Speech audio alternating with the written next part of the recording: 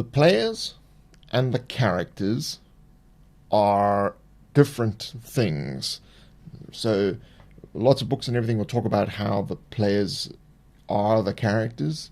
They're not really the characters, and I don't think you should think about them in that way. I think you should really focus on how they're separated. So this, especially when it comes to resolution of checks and things within your game, no matter what game it is, it doesn't have to be Dungeons and Dragons, it can be anything.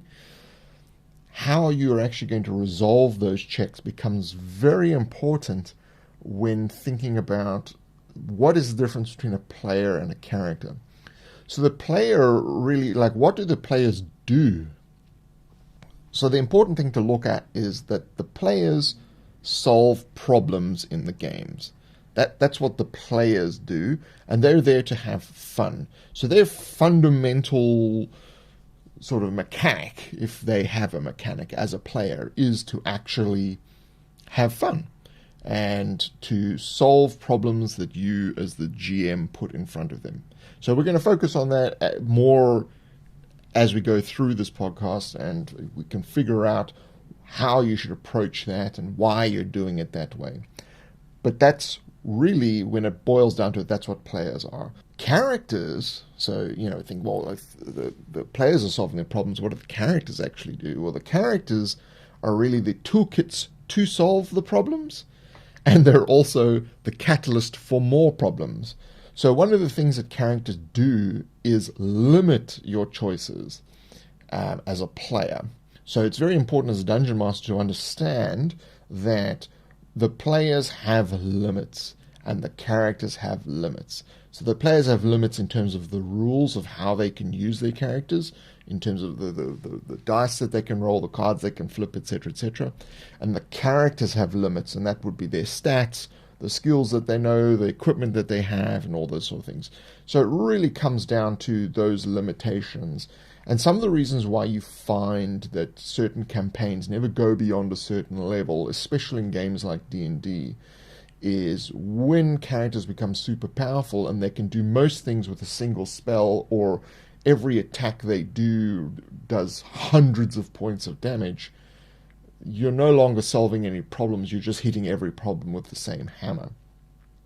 So that's why, as a beginning dungeon master, it's very important to start at level 1 or level 0, whatever the earliest level in the game is. That's where you should really be starting your characters at. Because if you start at higher levels and think, all the fun happens there, the fun happens at every level. What you have to concentrate on is learning the rules and learning how to engage the players, learning how to put problems in front of them that they need to solve. So that's an important thing. So those limitations in the beginning help you as a GM and help the players learn and understand the game as they progress, especially if you're brand new to whichever game it is you're playing. What does a dungeon master actually do? So what your primary role is to actually provide catalysts for entertainment and a proto-narrative. So a catalyst for entertainment is you're creating in situations where the players will have fun. Now, fun does not necessarily mean laughing. Fun can be crying and emotional. So you're generating an emotional response in the players. So that's an important thing to recognize, that your role is to provide circumstances that will give the players an opportunity to have fun. Now, a proto-narrative means it's what comes before a narrative. You're not telling a story, you're putting events in place from which the story evolves.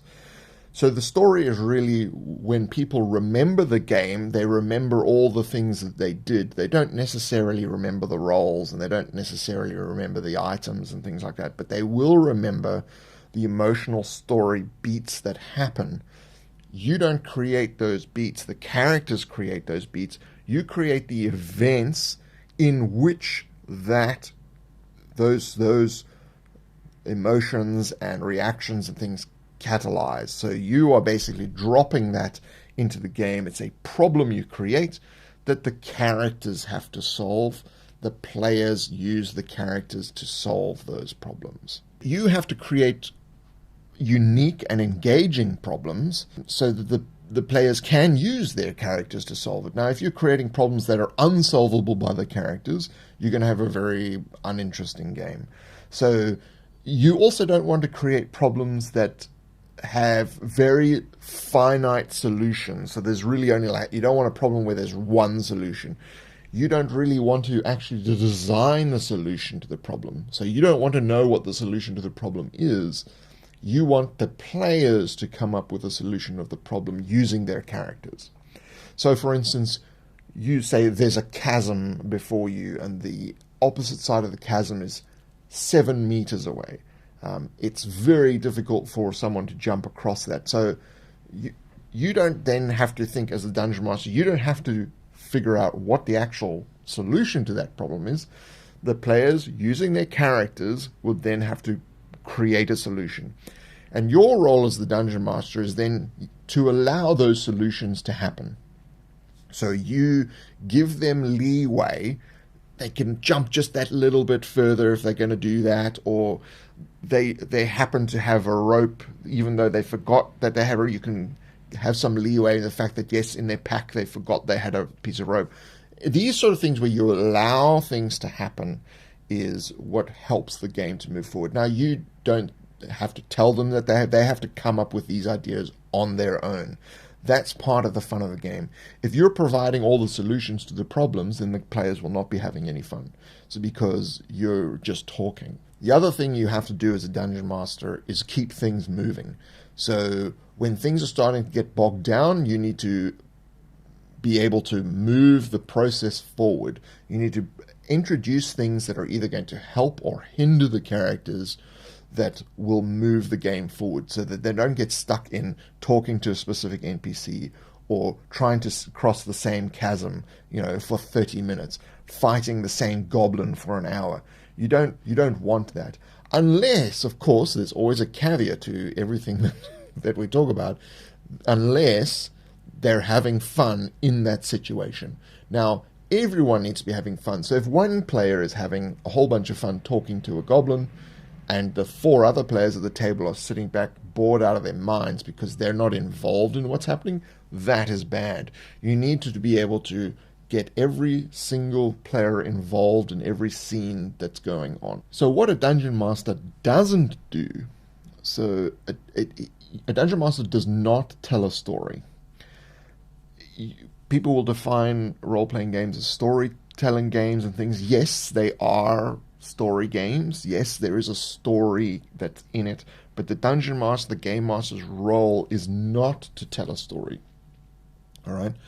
Your role, as we said, is to provide problems for the characters to solve, and that is a proto-narrative, which is what comes before the narrative. So the narrative evolves out of the situations that you create for the characters to solve, and the players to utilize their characters to actually solve these problems with the limitations that have been imposed by what the characters have and can do, and within the confines of the situation that you present to them. You also don't provide one solution for any problem. So you don't want one option. So you see a door in front of you. That's it. They've only got one option. What are they going to do? They're going to open the door, right? That you might as well just say you walk through a door, because unless there's something else that can pique their interest, they need to have options. So the players need to actually be given a series of goals to in the scene and the transition that you're working in. And that's vitally important so that each player feels like they're engaged in the game. Because really, if you just present them with a door, only one person opens a door. You can't have 5 people opening a door, right? Only one character's doing something. So you would add an element like you hearing sounds from down the corridor, right? And the door in front of you is locked. You've now got 2 things that you need to worry about: the locked door and the sounds coming from down the corridor. You have an option. You either try to get into the door somehow, or you investigate the sounds that are going. Now you've got 2 options. You can begin to add various different things to this in order to make the situation more interesting. So that's really what your role is. You don't have to figure out the solution, you just have to provide the problems. Really, how much of the rules do you really need to know? Some of these books are very thick, and there are thousands and thousands of rules. So, do you need to know all the rules in order to start playing the game? You need to know the basics of the game. So, the basics basically would be how to resolve basic checks for the situations you're going to present to them in your forthcoming game. So, if you're going to be again, showing them a chasm or a door, you need to know what skills, if there's a jumping mechanic or if there's a lock-picking mechanic, you need to know how those function, because those are the most likely things that are going to be used. They may use a rope to try to cross the chasm, so rope using skills or strength or dexterity or any of these sort of functions, you need to know how to set the difficulty, and this difficulty within reason. So you don't want a super difficult difficulty, so that it's impossible for them to get past. Otherwise, why have you put it there? You don't really want to make something that's far too difficult. It needs to be just beyond average in most situations, so that most of the characters will have a reasonable chance of success. Now, there may be a weak character who can't jump, and the other ones can all jump, and they have a rope, and the last character has to use the rope to sort of swing across while everyone else holds onto the rope and then pulls them up. That's a more entertaining scenario, but they would have created that solution themselves, because how does the wizard get across when he has zero dexterity? You also need to know how basic combat works as well, especially if in a game where you're actually going to have things where you're going to involve fights. Now, obviously, most tabletop role-playing games are combat-oriented. There are a significant number that aren't, but the majority are. So for those that are actually combat-oriented, you do need to know the basics of the combat. How does a character hit another character? How does the person being attacked defend themselves? How does the saving work? Injuries, what happens when you're injured, etc., etc. So you will need to know all these kind of basic mechanics. If they're reduced to zero, what happens? If someone's going to die, how do you help them get out of that? All right. If they die, they die, but you don't want to just outright kill them. You want to give them an opportunity to succeed in survival. You also want to know how the simplest powers in the game work. So certain games have powers like, for instance, spells or feats or superpowers, invisibility. If you're going up against a monster that's invisible, you will need to know how that actually functions within your game. So don't have too much in your very, very first game. Don't have too many things that have too many superpowers, because those are really outlying rules. They're not the basic mechanics of the game. They're sort of the outliers. Spells and things tend to form rules of their own rather than being part of the basic mechanic of the game. So just figure out the basics of what you need in order to run your first game. Now, obviously, as you progress and the characters get higher up in level, you kind of need to be one step ahead in terms of figuring out what you're going to be needing in your session and what the characters actually can do that are playing in your campaign. So you have situations where a character at a higher level might become invisible. What does that mean? What is invisibility? How does it work? What are the functions of that? You would then need to learn those rules, but only when they're necessary. You don't need to know that up front. It doesn't need to be front-loaded. You don't need to learn every single rule before you actually start. How time management and dungeon mastering work. So this is very, very important, because there's not a lot of focus that's put onto this, but time management is, when you think about it in terms of having fun, you go to a movie, a 9-hour movie is not as fun as a 1.5-hour movie. So you need to really figure out the nuances of time management as a dungeon master. How often are each players actually getting a chance to do something? Are you focusing too much on one player and the other players are sitting around twiddling their thumbs, not doing anything? How long is your combat taking? How quickly are you getting through character dialogue?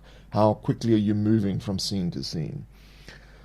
So really it's broken down into several different things. You've got player turns, which each player must have a turn. They must have an opportunity to actually do something in every scene, and they should have basically about the same amount of time. Some might get a little bit more here and then a little less there, but over time it needs to balance itself out so everyone feels like they actually participated in the game.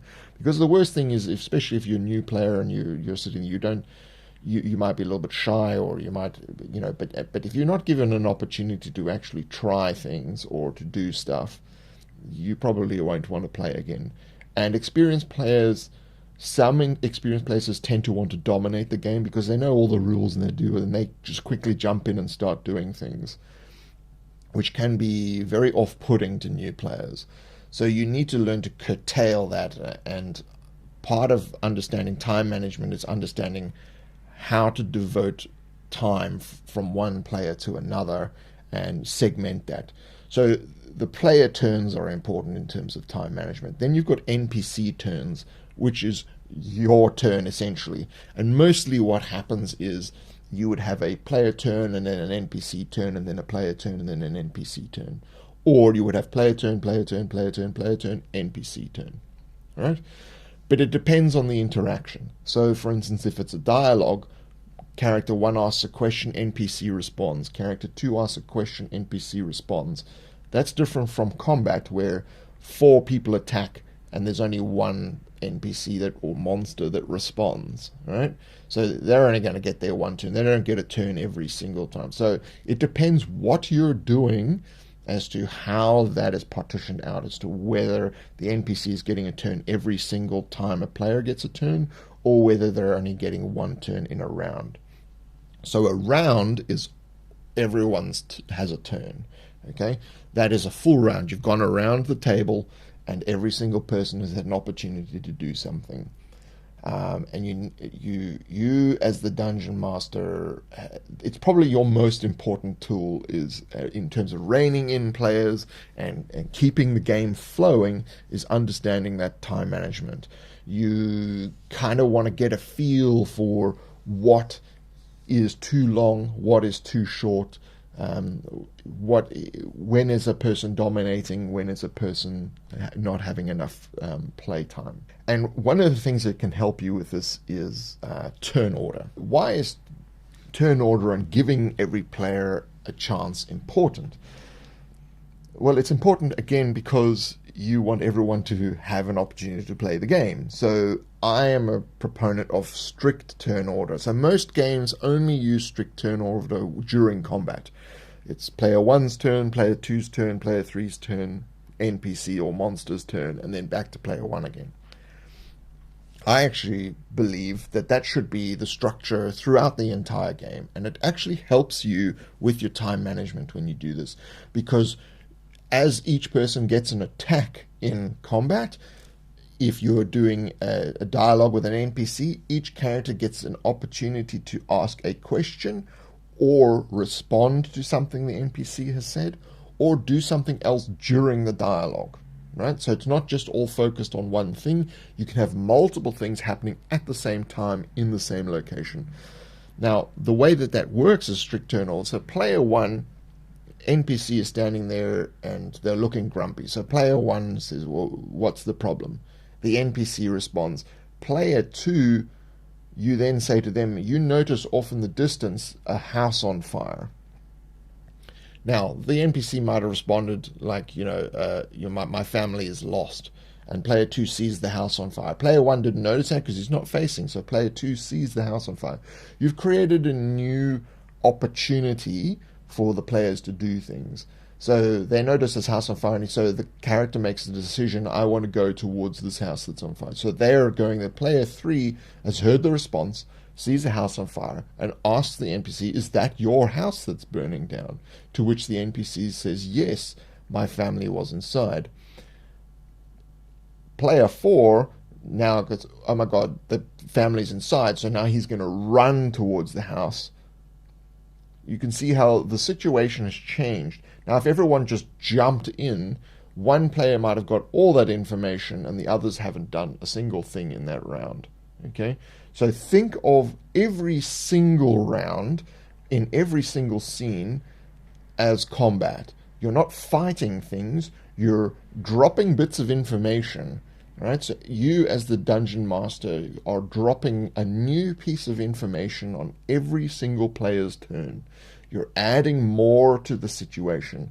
So things that help them and things that hinder them, you may be adding problems, which is part of your role, is to generate problems for the players to solve. Really, that's the thing to focus on with strict turn order. It also helps you as a new GM that you're not getting flustered by the fact that 12 people are talking to you all at the same time. That becomes very disconcerting and you can't separate one from the other. So if you just stick to strict turn order and player 1 goes, then player 2, then player 3, that will help you significantly. It also helps you when players are dominating the game. So an experienced player may start pushing the NPC for answers and ask more than one question. Your role as the dungeon master in strict turn order is you've had your question, we're moving on to player 2 now. So you have an immediate way to move away from the dominating player to another player, gives them an opportunity. They may ask the same question, it doesn't matter, but they have the opportunity to do that or do something else. So it really does help you in that scenario where you can actually help to spotlight every single character gets an option to do something on every single round. You also have order versus chaos. In a strict turn order scenario, you have a lot more order to the game rather than just chaotic mess of, players trying to do 10,000 different things, and it all just becomes a massive mess you can't control. You can't remember, what did he do? How did that happen? As you have more and more players in your group, it becomes more difficult when they're all kind of fighting for one another for attention. So you need then to utilize something like strict turn order to actually compartmentalize each thing. So what also tends to happen with strict turn order, which I have found using it for many years, is that the other players tend to pay attention to what that one player is doing. So when it gets to their turn, they know that they have something that they can do, so they're waiting for their turn and an opportunity to do a thing. It kind of also helps them to think about their turn rather than just leap in.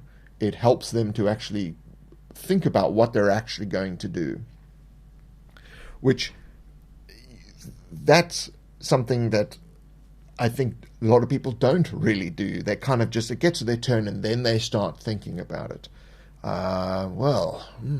Let's see. And then Bob jumps in and says, well, I'm going to attack the goblin. Oh, well, actually, no, I'm going to cast a spell. Oh, well, no, well, I'm actually going to climb. Like now it's a free-for-all, and it becomes very difficult to actually control all of that, everything that's happening. You also need to figure out that there's a difference between game time and real time. Real time is time that we're all sitting here. We've got 4 hours to play a game, right? So game time is different from real time. So it may take 10 seconds of action in the game, might be 30 minutes of actual real time. That's part of your time management as well. Recognizing that something is taking far too long. If you've only got 4 hours to play and you've spent 30 minutes on this one thing, you've now only got 3.5 hours left. Was this one thing you were focusing on that important? If it's a very important thing, devote more time to it. But if it's not an important thing, move on, because that's your role, is to keep things moving forward. So then, how long should a session last? Well, a session, to my way of thinking, should be a complete story in and of itself. You go home, that's like watching an episode of television. A complete story happened when you were playing. So it's very difficult to gauge sort of how long a session should be. But most people are going to be very sort of tired after, say, 4 hours. So some people play in games where there's a lot of people in the game. and some people playing games where there's very few people in the game. So a session should really, in my experience, a session should last about 1 hour per player playing. So if you have 2 players, it should be 2 hours long, 3 players, 3 hours, 4 players, 4 hours. Because remember, you're trying to devote a certain amount of time to each person. So each person in if a 4-player game with 4 hours, each person is getting an hour of actual game time. An actual real time has been divided up. They're getting a quarter of that real time if you're using strict turn order. Now, you should be able to, using your time management and using all the things that we're going to talk about in this, you should be able to be the catalyst for a complete story within that allotted period of time. Now, if you're someone who goes, well, I play with 10 players or 12 players or whatever, I'm not saying that that can't be done, but you have to be very diligent in your time management, because it's also very strange for a roving band of 12 people to be sort of going through places. That's a very sort of strange thing. And then, especially when you throw in there, you've got 4 magic users and 6 thieves, and all with special abilities. Every round is going to be a nightmare when it comes to having more than 4 players. So as a beginning player, I would say probably no more than 2 or 3 players at your table, and then grow to like 4 players. When you start to go like 5, 6, 7, 8, your time management's going to be an issue, and really the amount of time that the player actually gets to play in that actual game real time is far less. So think about that in terms of how long your session should last. So you should be judging your time based on narrative moments. There should be a specific number of narrative moments that happened during a game. So you've set up, they're going to hear about the quest. They're going to figure out what they're going to do about the quest. They're going to meet the mentor for the session. They're going to be presented with a trial that they have to overcome in order to enter the dungeon or the forest or whatever. They're then going to go through several trials and tests that they need to resolve in order to get to the main event, the big bad guy, right? Then they've got to escape. They've got to get out. They've got to get away. They've got to be rewarded. They have to have a life or death experience, and they need to get back to reality and normality, or the village, or whatever it is. So these are all the various story beats, the narrative moments that you have events created to facilitate that. Very important in terms of your timing is knowing when to speed up to a narrative event and when to slow that down. So like the big bad guy, maybe you need to devote more time to that. So you say, well, we're going to spend 40 minutes with the big bad. The mentor, really only going to spend 10 minutes with them. And then you can decide, okay, if you've got 4 players and you're spending 10 minutes there, each player gets 2.5 minutes in that scenario, and then we really need to move on, right? That's kind of what you need to be doing. Now, I'm not saying that you should keep a spreadsheet. You should, be ticking the boxes of things. It's something you need to learn to do as a natural part of your ability as a dungeon master. And as a game designer, it's very important to understand how your turn flow, real-time flow, how that changes with the various mechanics and things that you do. Are you adding more real time to game time? Are you making things take too long? Some games run very, very fast. So Easy D6 runs very, very fast. Dungeons and Dragons runs really, really slow. Okay? So if people like a slow game, that's fine. If people like a fast game, that's fine. But remember that there is a tipping point. There is a point at which people go, it's too slow or it's too fast. The fun aspect of the game has been diminished. You need to recognize that there are 2 phases of play. There's scenes and transitions. So a scene is the moment-by-moment gaming. Things like combat, talking to an NPC, or, jumping across the chasm we talked about. Those are moment-by-moment scenes where you're getting into the nitty-gritty of the specifics of what's happening. Then you have a transition. And a transition is you're resting, you're exploring, you're traveling. you're waiting. All of these things are transition parts of the game.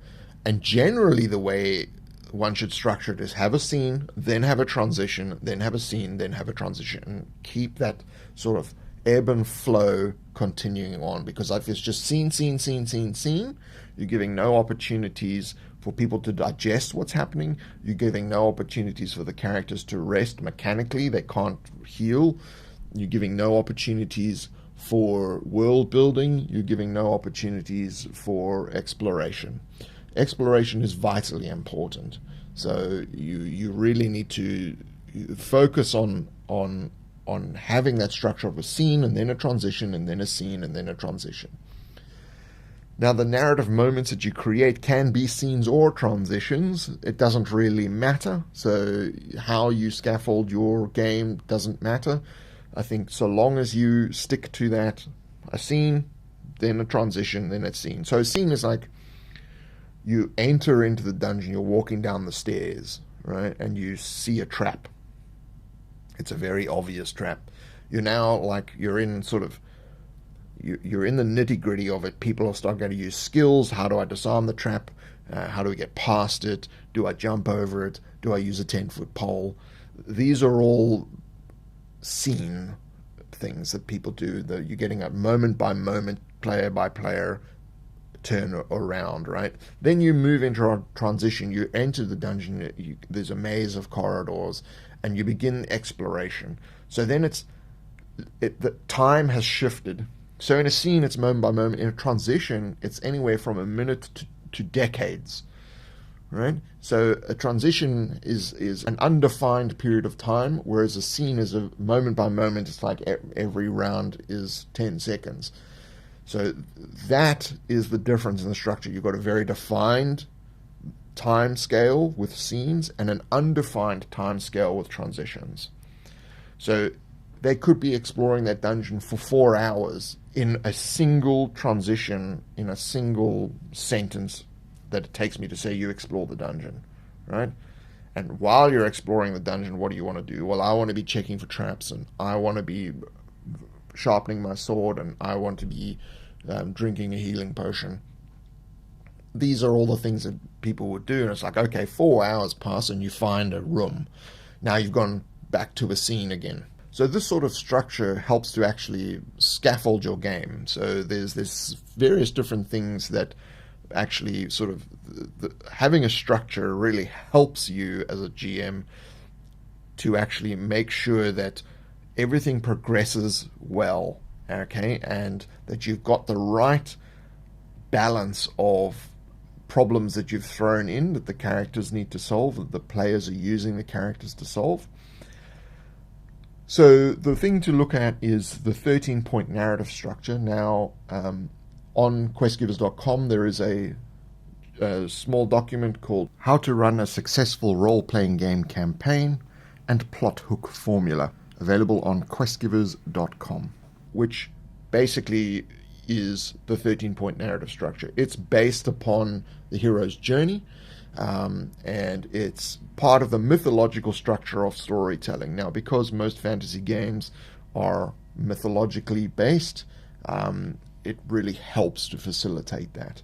Now, it will go through things like the hook, and how do you hook the characters, the players, into actually wanting to do the quest, right? That's the first and probably most important thing. Then how are they going to consider doing it and not doing it? There's like a refusal, there's a contemplation of the rewards that they may get for doing this. Then they're going to try to figure out how to do it. They're going to meet someone or something, or find a thing that's going to assist them later on, which is the mentor stage. They're then going to go to the threshold, which is basically there is going to be a cave that they need to go into, a forest, a dungeon, a desert, a castle, or whatever. But they got to get into it. And there's going to be some kind of test they need to do, or thing they need to do in order to go from where they are now in the normal world to this special place. So if it's a forest. They may have to travel to the forest. It may be a 2-day journey. They may need to survive the journey. That's the test they have to do. They have to get into the dungeon. The door is locked. They need to climb over the wall of the castle to get in. They may need to fight a bear at the front of the cave. There's always going to be some kind of impediment to them getting in. Once they're in, they're going to have tests and trials. You're going to have traps. You're going to have winding corridors. You're going to have monsters. You have all the things they need to solve and things they need to find in order to the main event. When they get to the main event, whatever the main event is, well, then they'll have prepared themselves for that. So whether that's a monster or a ultimate trap or a significant weapon or just a book they need to find, whatever it is, there's the main event of the story happens, and then they receive a reward. Now, that reward does not necessarily need to be a magic item. It doesn't need to be gold. It can be those. It can be more information. It can be another bigger quest. It can be emotionally rewarding. It just must be rewarding in some way. Okay, and then they have to get out of this situation. So they've got to get out of the dungeon, the castle, the forest, the desert, wherever they are. They've got to get back to normality. This is generally where a good chase scene comes in, where they got to get away, like all hell is breaking loose, the dungeon is collapsing, they got to get out, there's a time limit that's placed on. This is the best kind of place to put that. Then they need a life or death situation. Now, the life or death situation is they sort of they're just about to get out of the dungeon, the giant block is about to fall on top of them. Are they going to roll out of the door in time and be able to grab their hat as they go through? These are the sort of life or death situations that you can have at this point in the narrative, that your role is to create an event that makes this life or death event happen. Because then the players are going, thank God my character survived that thing. Or it's amazing we got away from that horde of goblins. Or I can't believe the cart survived that downhill chase, right?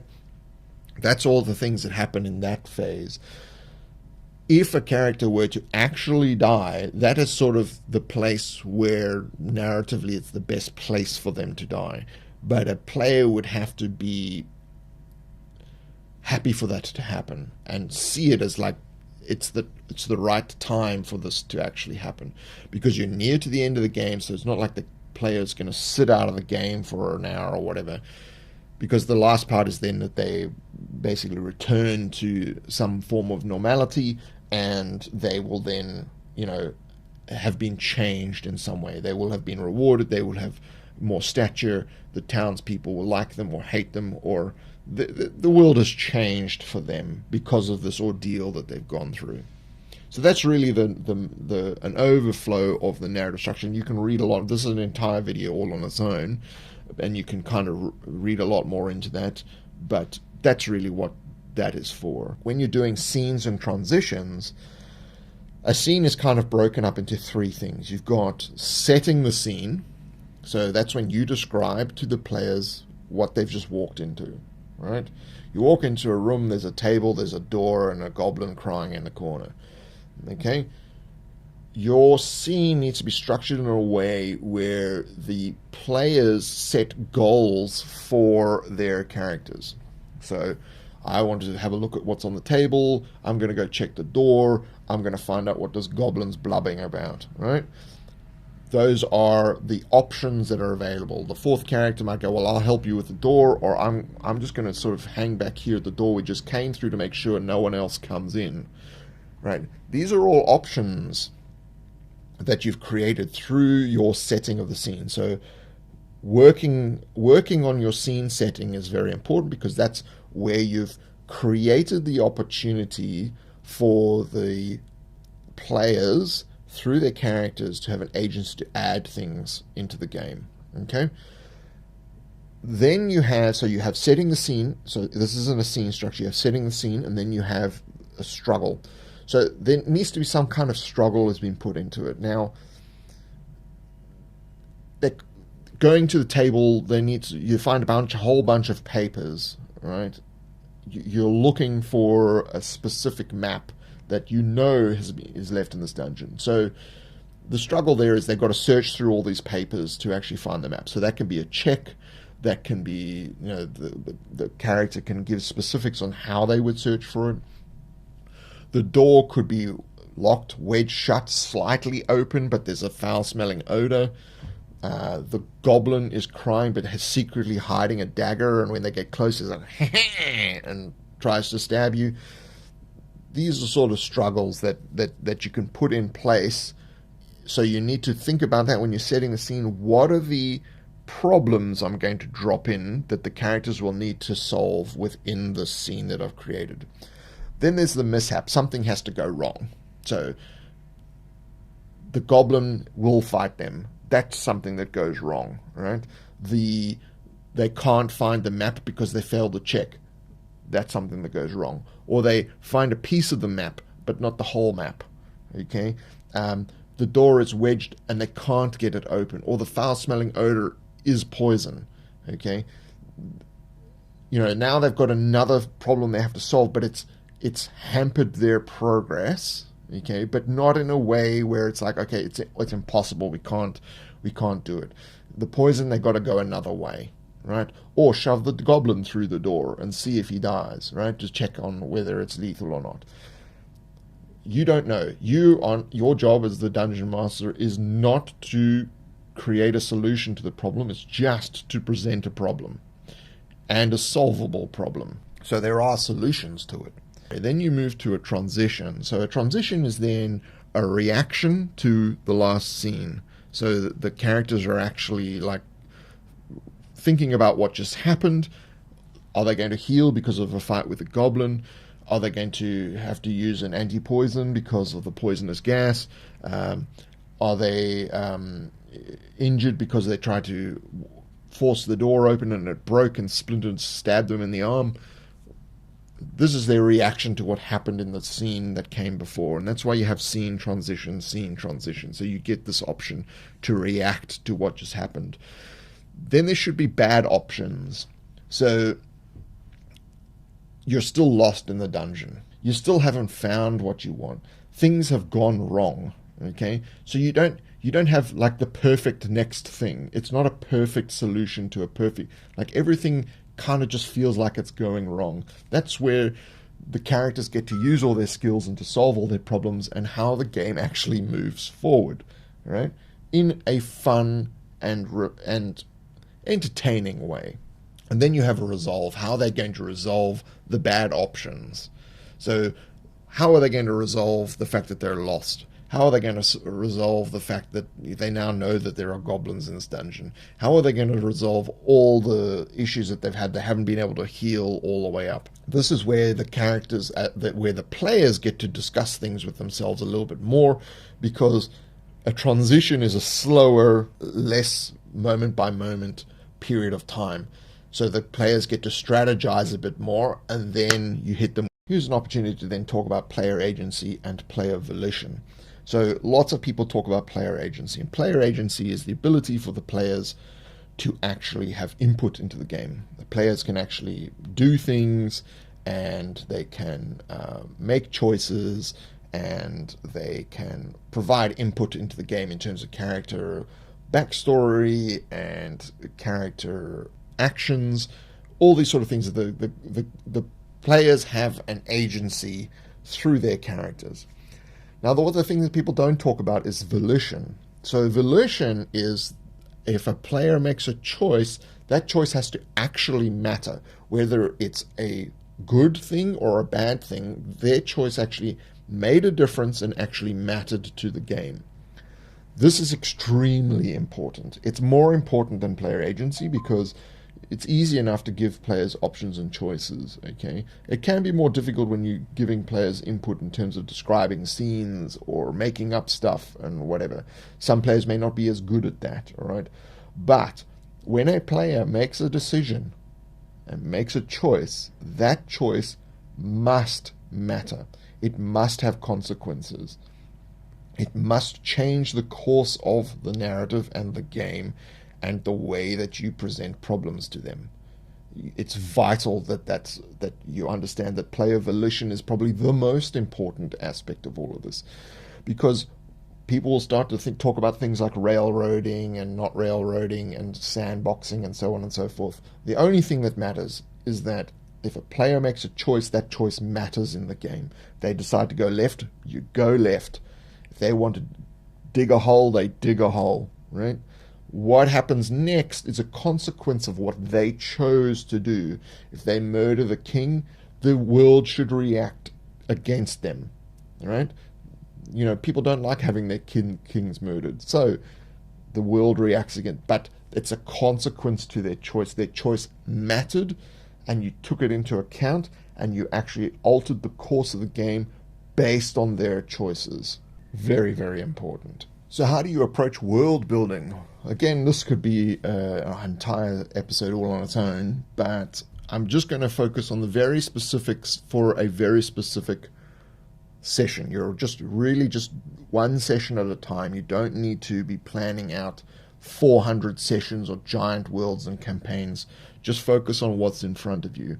And I think the most important thing is that your world is only built through the non-player characters that interact with the characters, and how the players use the characters to interact with the non-player characters. So when you have secret societies and thieves guilds and kings and queens and whatever, how the world, the NPCs in the world talk about those things, how they feel about those things, gives the characters an idea of how the world functions, right? Describing a city, it's a big city with lots of high walls and white stones and whatever, means nothing. It means nothing. But if you have an old man hobbling along the road saying, I just hate these high, bright white walls with the sun constantly shining, I want to live somewhere else. This tells you something more about the world than your description of the castle, right? And if someone else has a whinge about the castle, you start to feel that the populace is not exactly very happy. Okay, so the more they interact with NPCs, the more they learn about the place that they're in. That is how you actually build a world, is through NPC dialogue, through interactions with NPCs. Rather than focus on world building, focus on NPC building. Focus on the random people that the players meet. You don't need to have names, you don't need to have addresses, you don't have to flesh out their backstory. You just need a brief description of this old man hobbling down the street, okay? This could become a primary character. He could be a wizard. He could be the person who tells them the next quest. It doesn't matter. If the players latch onto that person, you could change them into that if you really wanted to. You may have had the king tell them about the quest, but rather, if they're so fixated with this hobbling character, you might as well get him to tell them about the quest in his own way, right? So all of a sudden he starts talking like the king. Doesn't make any sense.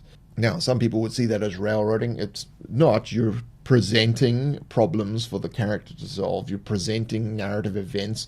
The characters interacted with this person randomly, and you've just given them information they need to know through an NPC in the game. Thematic, emotional, and contextual relationships in the world can be expressed through visual description and the surrounding environment. So what that means is, if things are all going to hell, the storms start to rise on the horizon, and it starts raining, and there's lightning and thunder, and you interject in scenes with the sound of thunder clapping. Lightning strikes and it illuminates the goblin horde on the hill. You're setting a mood through your description of the scene. You're setting an emotional tone, okay? So you expand your world building through the characters, and you set your emotional theme and tone through the description of the environment. Those are the things that really you should focus on with world building. Secret societies and maps and all that sort of thing, that sort of comes later. I think maps are something that happens after you've discovered places, then start drawing maps.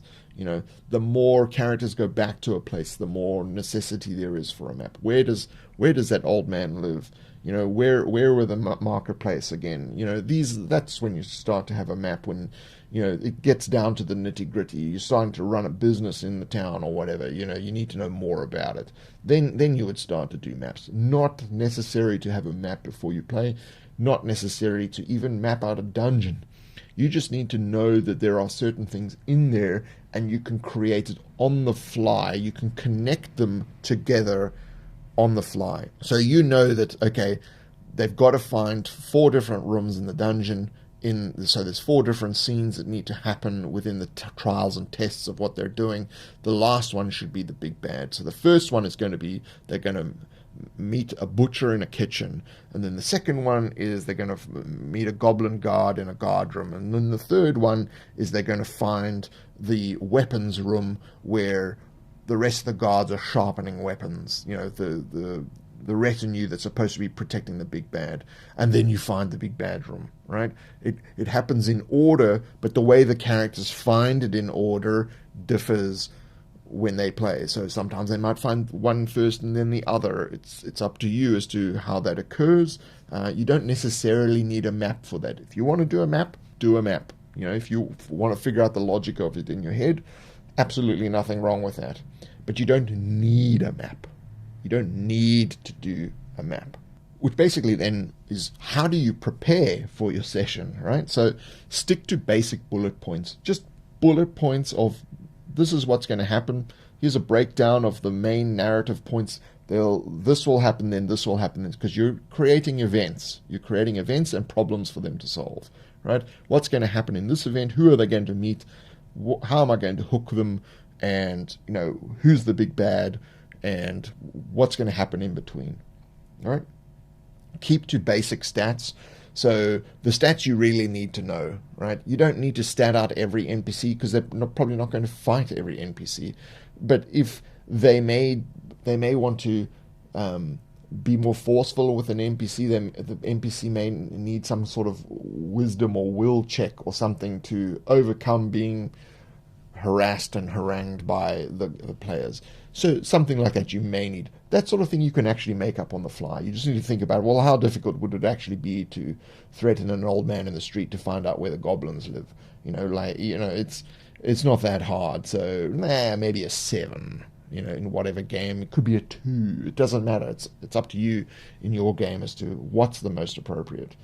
And then finally, what I like to do is to think of a movie and what happens in that movie, and then change the location names and the character names, and essentially run the movie. So, is it an Indiana Jones? Is this Temple of Doom, or is it Last Crusade? Is it Star Wars? Is it Empire Strikes Back, or is it Return of the Jedi? Is it Terminator 1 or Terminator 2? Right? Is it Sense and Sensibility or Pride and Prejudice? Whatever you feel is you may take Pride and Prejudice, and where there's a social interaction, rather that should be combat, because those social interactions in those novellas are actually forms of combat. So you can just swap out the verbal jousting for actual jousting, and just use exactly the same structure. Everything will fit. Trust me. You're just changing the locations. Instead of being on the moors, you're in the dungeon. Instead of being in space, you're on the seas. Instead of being in the future, you're in the past. It doesn't matter. It's the events that happen form the narrative structure of the game. Everything will work the same way. You're just changing the names of the locations and the character names, and it will all work. It works every single time. And 99% of the time, they won't even know they're playing Star Wars. So what should you actually say to players? In this, I would say less is more. Give them just enough detail to actually ask you questions about what's happening. I think if the players are asking questions, you're doing the right thing. If the players have too much information, they'll kind of get lost and they'll fixate on certain things which may not be important. So less is more when it comes to giving details and giving descriptions, because otherwise you're just talking all the time and you're not actually giving the players an opportunity to do things. So very, very important. You then build upon their questions. So you are essentially taking their responses, the questions that they ask. So you say there's a door in front of you. What kind of door is it? It's a wooden door. Okay. You are actually building upon your descriptions, using their questions as a way to figure out what to tell them. Okay? You haven't told them yet about the goblin that's creeping down the corridor. right? Because they haven't really thought about it. No one has said, oh, well, I'm going to make sure that there's no one following us, or I'm going to listen out to see if there's any, If someone does that, then you can introduce that piece of information. Now, if they don't do that and suddenly they're surprised attacked by the goblin, they will learn that the next time there's a situation where they're all fixated on things, someone's going to go, well, I'm going to hear just in case it's not a goblin that comes to attack us, right? They're going to learn from that experience.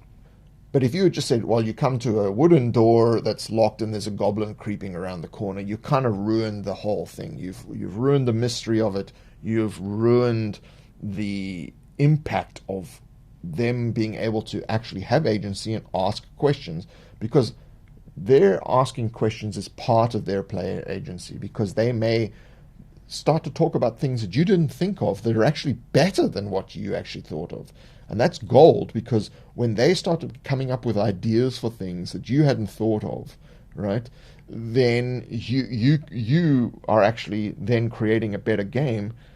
The players think you did that all along, but you didn't. You used their knowledge to make the game better. And that's really good dungeon mastering, is when you can basically just sit there and let the players make it all up, and you just react in a way that makes it look like you were the one who figured it out in the first place. The players love that. So the game should flow from their understanding rather than your preconceived notion of what the game is. So it's from their understanding of what's happening, not from your preconceived notion. Your descriptions are basically there to allow players to set goals for their characters in the scene or in the transition. So your descriptions are just a way to allow the players to decide what they want to do, essentially. So if you're giving them no options to make any decisions, then why are you talking? They need to be given options, is really what it boils down to. So once they take an action, so once they've made a decision and they take an action, you add a complication or allow them time to create a complication for themselves. You give them enough rope so that they start to cause problems. They wander into town and start bullying people. They're going to create their own problems from doing that. It's not something that you go, well, don't do that. It's not part of the story. You just have the town guard rock up and say, what the hell are you doing? And then, they may be level 2 characters, and these are level 7 guards. Just chuck them in prison. Now they've got to get out of prison, right? They've got to argue their way out, or fight their way out, or pick their lock way out. You don't know. You're the DM. Your whole role is to create problems for the characters to solve, and the players to use the characters to solve those problems. How they get out of prison is for them to decide, to set a goal, to problem solve, to use the character skills. You don't even need to know how they're going to do it. That's not for you to even contemplate. You just need to know that the world would react that way. You need the verisimilitude of the world to make sense. The verisimilitude is basically that everything kind of makes sense and keeps within the logic of the world. So if all swords are flaming swords, then you can't have swords that aren't flaming swords, because all swords are flaming swords. If all swords do d6 damage, then you can't have swords that do d100 damage. That doesn't make sense. Unless you say, well, it's a magical sword. You've given another logic. You've applied a logic to it that adds to the verisimilitude of the world. Breaking that suspension of disbelief is bad. Okay. The players wanted to believe that this is actually happening. There's actually goblins coming to attack. It makes it more entertaining, and they actually then start to visualize the world and invest in the world more. I mean, part of the reason why you build the world through characters, through NPCs, is because players become attached to NPCs, okay? And they want to protect them, and they want to utilize them, and they want to hate them if they're villains. That's very important in terms of making your game sticky. And as a game designer, if you're designing characters, you want to make the NPCs as sticky as possible so that people latch onto them for various reasons. Okay, give the players opportunities to latch onto NPCs, because then they will be able to learn more, they'll be comfortable with the NPCs. The NPCs will have more information, will connect them to other NPCs and things like that. Players who just go through and kill absolutely everybody in the game, the murder hobos, there's a reason they're doing that. The reason they do that is because they're bored. The game is not exciting for them. Their choices don't matter, so they just kill everything that's in front of them. So if you have murder hobos in your game, it's because you haven't worked on making the game more tantalizing and the NPCs more stickier. They must be stickier because the players want to have fun. If they're bored because who wants political intrigue? Let's just go and kill all the people in the town. Then you've presented them with the wrong campaign. They don't want a political intrigue campaign. They just want to romp around the countryside hunting monsters. Then just give them that, right? Fighting womp rats in a desert. There's nothing wrong with that. Not everything has to be some giant campaign. Just focus on what's in front of you and the session in front of you and the players that you have, and getting the right balance between time management and the world that you have created and the NPCs that make it sticky and fun for the players. That's really what it boils down to. Creating the right kind of problems for the right kind of players. So that brings us to what not to say to players. So do not explain what's going on. The moment you're explaining what's going on, you're actually taking away the player's agency, because they must discover what's going on. That's their role in the game, is to figure out things, to solve problems. The problem is they don't know what's happening in this town. They need to figure it out. That's a problem you've created. They don't understand the political dichotomy, or if it's a matriarchy, patriarchy, or a magearchy, or whatever that is, arcaniarchy. They don't know what it is. They need to solve that problem. You're just describing what's happening in front of them. So you never say you can't do that. You rather just let them do things and have the world react to what they're actually doing. So, you don't want them to be murder hobos. Okay, don't say they can't do it. Have the world react negatively to what it is they're doing. The farmers in the area just don't like you anymore, so no one's going to let you into their house. This town shuts the doors, so you can't get into the town. So you've got to move to the next town. You do it again. Now you have the local magistrate has sent out, people to hunt you down because you're out murdering people. And it becomes, the world has consequences, all right? And sooner or later, the players are either going to continue down that path, in which case you actually have to change the whole way you're running that session or your next session, or the players will learn from this mistake and not do it again. So have the world react negatively or violently towards their actions. So learn while you're playing. You won't know everything by reading a book or listening to other people talk about it. The only way you're really going to learn is by actually doing it. So the best way to get started is to just start, right? Get a friend who's fine with, you're a beginner and it's, it's not expecting the world. Think about what we've spoken about here and just do it. Sitting around listening to me talk about it is not the same as actually doing it. Do it. Become the dungeon master. So in closing, I'll start with some wise words. So what makes a good game? Concentrate on telling a good story. Moral choices make for dramatic story. Don't just give the scene away. Make lovable NPCs as well as villains to hate. And don't have players roll for everything. Wise words. ICRPG. This is what Brandish Gilhelm tells you to do. I will let the torrent flow. I will remember everything. I will build a world from their actions. I will be an architect. I will be poetic. I will be energetic. I will lift them up and vanish. I will be a beacon of camaraderie. I will be a terror to behold. From Dungeon World, describe the immediate situation around the players at all times. Follow the rules. Make moves. Exploit your prep. Shadow, sword, and spell. Rule 1, have fun. Rule 2, when in doubt, go with your gut. From a classic, the Dungeon Master gets to wear many hats. As the architect of a campaign, the DM creates adventures by placing monsters, traps, and treasures for the other players' characters, the adventurers, to discover. This has been the podcast Indie Gamer Jones, brought to you by questgivers.com, the place to go for system-neutral content, role-playing rules and tools. Thank you for joining me.